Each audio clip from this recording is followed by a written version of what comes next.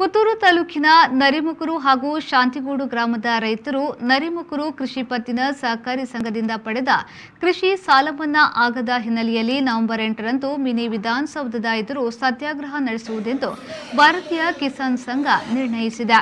ಇಂದು ನರಿಮುಕುರು ಕೃಷಿ ಪತ್ತಿನ ಸಹಕಾರಿ ಸಂಘದ ಸಭಾಭವನದಲ್ಲಿ ಭಾರತೀಯ ಕಿಸಾನ್ ಸಂಘದ ವತಿಯಿಂದ ನಡೆದ ಸಭೆಯಲ್ಲಿ ಭಾರತೀಯ ಕಿಸಾನ್ ಸಂಘದ ವತಿಯಿಂದ ಸಾಲಮನ್ನಾ ವಂಚಿತರ ಸಭೆ ನರಿಮುಕುರು ಪ್ರಾಥಮಿಕ ಕೃಷಿ ಪತ್ತಿನ ಸಹಕಾರಿ ಸಂಘದ ಸಭಾಭವನದಲ್ಲಿ ಕಿಸಾನ್ ಸಂಘದ ಜಿಲ್ಲಾಧ್ಯಕ್ಷ ಎಸ್ಡಿ ನಾರಾಯಣ್ ಭಟ್ ಚಂದುಕುಟ್ಲು ಅವರ ಅಧ್ಯಕ್ಷತೆಯಲ್ಲಿ ನಡೆಯಿತು. ಹೋರಾಟದ ಹಾದಿ ಹಿಡಿಯಲು ಭಾರತೀಯ ಕಿಸಾನ್ ಸಂಘದ ನೇತೃತ್ವದಲ್ಲಿ ನರಿಮುಕುರು ಹಾಗೂ ಶಾಂತಿಗೂಡು ಗ್ರಾಮ ಸಮಿತಿಯನ್ನು ರಚಿಸಿ ಅಧ್ಯಕ್ಷ ಕಾರ್ಯದರ್ಶಿಗಳನ್ನು ಸಭೆಯಲ್ಲಿ ನೇಮಕ ಮಾಡಲಾಯಿತು.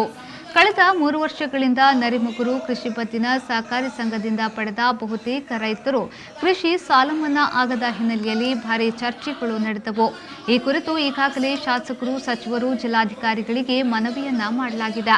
ಆದರೂ ಸಾಲಮನ್ನಾ ವಿಚಾರ ನೆನೆಗುದಿಗೆ ಬಿದ್ದಿದೆ. ರೈತರು ಸಾಲ ಪಡೆಯಲು ಸಂಘಕ್ಕೆ ನೀಡಿದ ರೇಷನ್ ಕಾರ್ಡ್ ಇನ್ನಿತರ ಕಡತಗಳು ಸರಿಯಿಲ್ಲ ಎಂಬ ಉತ್ತರ ಸರ್ಕಾರದಿಂದ ದೊರೆತಿದ್ದು ಸಾಲಮನ್ನಾ ಮಾಡಲು ಸಮಸ್ಯೆ ಉಂಟಾಗಿದೆ ಎಂದು ತಿಳಿದು ಬಂದಿದೆ. ಸಭೆ ಆರಂಭವಾಗುತ್ತಿದ್ದಂತೆ ರೈತರಿಂದ ಭಾರಿ ಆಕ್ರೋಶಗಳು ವ್ಯಕ್ತವಾಯಿತು.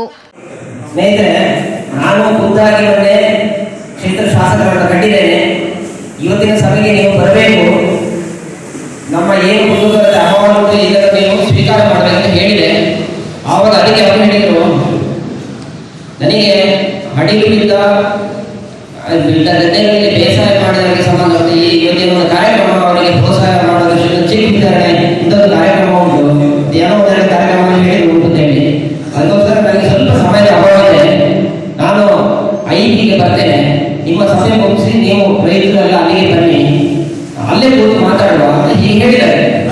ವೇದಿಕೆಯಲ್ಲಿ ಕಿಸಾನ್ ಸಂಘದ ತಾಲೂಕು ಕಾರ್ಯದರ್ಶಿ ಧನಂಜಯ್, ಶಾಂತಿಗೂಡು ಗ್ರಾಮ ಸಮಿತಿಯ ಕಾರ್ಯದರ್ಶಿ ವಿಶ್ವನಾಥ್ ಪಲ್ಯಾಯ, ನರಿಮುಕುರು ಗ್ರಾಮ ಪಂಚಾಯತ್ ಸದಸ್ಯ ಹೊನ್ನಪ್ಪ ಪೂಜಾರಿ ಕೈಂದಾಡಿ ಮತ್ತಿತರರು ಉಪಸ್ಥಿತರಿದ್ದರು.